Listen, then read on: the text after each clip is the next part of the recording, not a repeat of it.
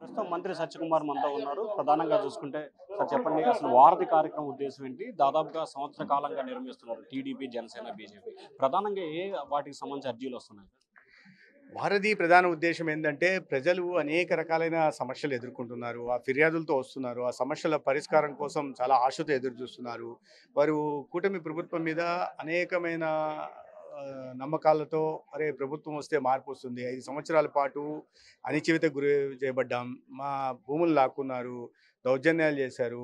ఉద్యోగస్తుల దగ్గర నుంచి ప్రతి ఒక్కరు కూడా అన్యాయం గురయ్యారు కాబట్టి వారు ఇవాళ ఫిర్యాదులు తీసుకొని వస్తున్నారు. దాంట్లో భాగంగా తెలుగుదేశం కానీ లేదా జనసేన పార్టీ కానీ లేదా భారతీయ జనతా పార్టీ కూడా వారధి పేరుతో ఒక ఈ ఫిర్యాదుల స్వీకరణ సమస్యల పరిష్కారం కోసం కార్యక్రమం నిర్వహిస్తాను. దాంట్లో భాగంగా ఈ రాష్ట్ర మంత్రిగా నా దగ్గర నుంచి రాష్ట్ర అధ్యక్షురాలుగా పురంధేశ్వరి గారు, ఇతర మా పార్టీకి సంబంధించిన ఎంపీలు కానీ ఎమ్మెల్యేలు కానీ రోజుల వారీగా కూర్చుంటున్నారు. ఒక క్యాలెండర్ ఏర్పాటు చేసి దాంట్లో కూర్చోవడం, ఆ సందర్భంగా పార్టీ రాష్ట్ర కార్యాలయంలో ప్రజలు రావడం, వాళ్ళ ఫిర్యాదులు స్వీకరించడం, పరిష్కారం గురించి చేస్తూ ఉన్నాం.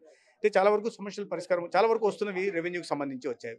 ఆ రెవెన్యూకి సంబంధించినవి ఏంటంటే కుటుంబ సభ్యుల మధ్య లేదా గతంలో ఉన్న రాజకీయ పార్టీ అధికారంలో ఉన్న పార్టీ మా భూములు లాక్కుందనో లేదా కబ్జా చేసిందనో లేదా సర్వేల పేరుతో తగ్గించిందనో, ఎక్స్టెంట్ని తగ్గించిందనో, ఇతరత్ర సమస్యలతో వస్తున్నారు. వాటికి సంబంధిత రెవెన్యూ శాఖకు పంపిస్తున్నాం. పరిష్కారం కోసం ప్రయత్నం చేస్తున్నాం.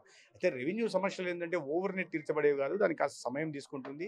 కింద స్థాయి నుంచి ప్రక్షాళన చేసుకుంటూ రావాల్సిన పరిస్థితి ఉంది కాబట్టి ఇప్పుడు ఆ దిశగా రెవెన్యూ సమస్యలు తీరుతాం. మిగతా చాలా వరకు సమస్యలు తీర్చే ప్రయత్నం చేస్తున్నాం. ఇక ట్రాన్స్ఫర్కి సంబంధించినంత వరకు ట్రాన్స్ఫర్ కేసులు కూడా చాలా ఎక్కువ వస్తుంటాయి. చాలా జెన్యూన్ కేసులు ఉంటుంటాయి. అయితే ఒక ట్రాన్స్ఫర్ పాలసీ ఉంది కాబట్టి ట్రాన్స్ఫర్ పాలసీకి అనుగుణంగా తీవ్రమైన అనారోగ్యంతో బాధపడుతుంటే వాళ్ళకి ప్రయారిటీ ఇస్తున్నాం. అదేవిధంగా భార్యాభర్తలు ఒక చోట ఉంటే స్పౌస్ గ్రౌండ్స్ మీద ఇస్తున్నాం. లేదా కొన్ని చోట్ల మ్యూచువల్ గ్రౌండ్స్ మీద కానీ వాళ్ళ అవసరాలను బట్టి మేము కూడా ఇటీవల ఈ డిసీజ్ బర్డన్ ఏవైతే 10 వ్యాధులు ఉన్నాయో వాటిని గుర్తించాం కాబట్టి దానికి అనుగుణంగా ఈ హెచ్ఆర్ రీడిప్లాయ్మెంట్ కూడా చేస్తున్నాం. ఇప్పుడే ట్రాన్స్ఫర్లు ఓపెన్ చేశారు కాబట్టి ఒక పాలసీ తయారు చేసి ట్రాన్స్ఫర్ చేస్తున్నాం. చాలా వరకు ఉద్యోగాల గురించి కూడా వస్తున్నారు.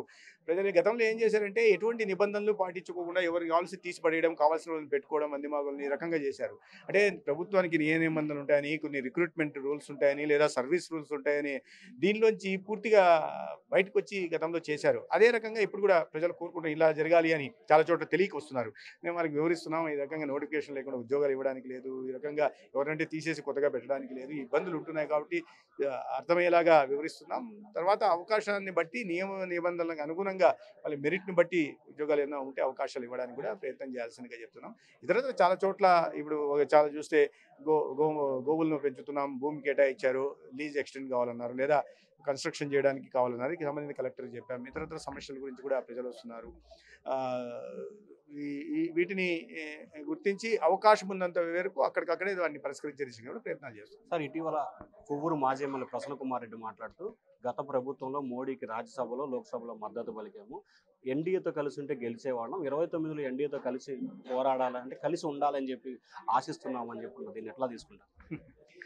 గతంలో వాళ్ళు మద్దతు తెలిపారు అంటే ఇప్పుడు భారతీయ జనతా పార్టీకి సంబంధించినంత వరకు అటువంటి ప్రపంచంలోని అత్యంత అవినీతి పార్టీతో చేతులు కలిపే ప్రసక్తే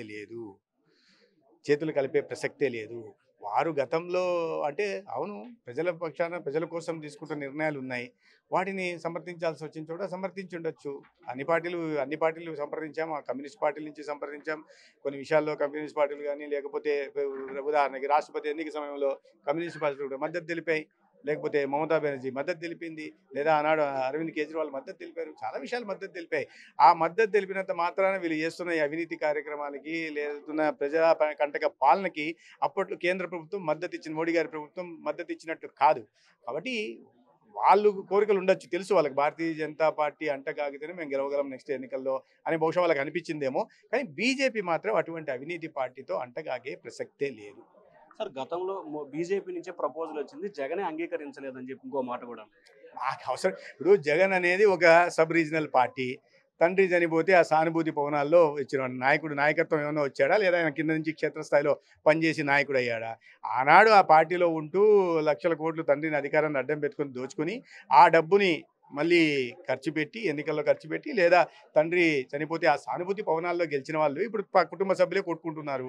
కాబట్టి మేము ప్రతిపాదన చేయాలి, అట్లాంటి అవినీతి పార్టీతో ప్రతిపాదన చేయడం ఏంది? అత్యంత హాస్యాస్పదమైన మాట ఇది. అత్యంత కేంద్రం నరేంద్ర మోడీ గారు కానీ లేదా భారతీయ జనతా పార్టీ కానీ ప్రతిపాదన చేస్తే కాదనే పరిస్థితి ఆ రోజు వీళ్ళకి ఉండిందా? ఆ పిఎఫ్ఐ మనస్తత్వం ఉన్న పార్టీ అది, ఎస్డిపిఐ మనస్తత్వం ఉన్న పార్టీ. మేము ఎప్పుడు చెప్తా ఉన్నాం అటువంటి అవినీతిని ఏ ఏ స్థాయిలో కూడా ప్రోత్సహించే ప్రసక్తి లేదు బీజేపీకి సంబంధించిన వరకు. మోడీ గారి వాళ్ళ 13 సంవత్సరాల పాటు ముఖ్యమంత్రిగా, 11 సంవత్సరాలుగా ప్రధానమంత్రిగా ఉంటూ ఒక్కటంటే ఒక్క మచ్చ లేకుండా ఒక నిష్కలంక నాయకుడిగా ఇవాళ ప్రపంచం ముందు నిలబడ్డాడు. ఇక్కడ చూస్తే గొంతు లోతు అవినీతిలో కూరుకుపోయిన వాళ్ళు.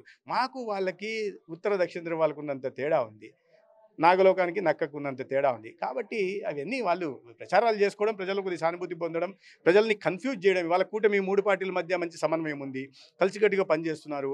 రేపు రాబోయే ఎన్నికల్లో దగ్గరలో స్థానిక సంస్థల ఎన్నికలు వస్తాయి, మున్సిపల్ ఎన్నికలు వస్తాయి. వాటిల్లో ప్రజలు దృష్టి మరల్చడం కోసం, ప్రజల్లో కన్ఫ్యూజన్ క్రియేట్ చేయడం కోసం చేస్తున్నది. వాళ్ళు ఎటువంటి మాటలు మాట్లాడుకున్నా, బీజేపీతో కలవాలని వేసినా, కాళ్ళ వెళ్ళ బతిమలాడినా కూడా వాళ్ళని దగ్గరికి రానివ్వవు. సో ఇది ఎన్ని ప్రయత్నాలు చేసినా భారతీయ జనతా పార్టీ వైసీపీతో కలిసి పనిచేసే ప్రసక్తే లేదు. ఖచ్చితంగా వైఎస్ఆర్సీపీ అనేది అత్యంత అవినీతి గల పార్టీ. ఆ పార్టీతో ఇప్పుడు కానీ, గతంలో కానీ, భవిష్యత్తులో కానీ కలిసి పనిచేసే ఉద్దేశం లేదని చెప్పి మంత్రి సత్యకుమార్ అంటున్నారు. Voter studio.